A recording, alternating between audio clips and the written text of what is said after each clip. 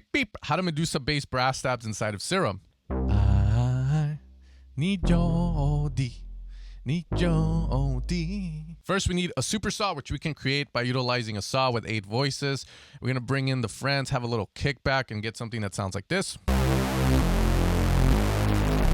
From there, we need to shape the sound. So we're going to utilize here a low pass 24. The 24 just means it's more strict on this slope here, which is going to allow us to have less high so we can get that nice deep vibe. From there, some decay, some sustain, play around with that. The important thing is to at least have this and a hint of attack to get that nice sort of brassy initial part of the sound. And then from there, we're just going to run it like so on our low pass to get something that sounds like. And finally, let's add some effects. We're going to add a bit of distortion. We're going to go hard on it. We're going to utilize a filter to bring in our dynamics back, pull that down like so, and then we can run maybe an 18 like so. And then from there, reverb, low cut. We don't want that dookie mierda reverb low end, and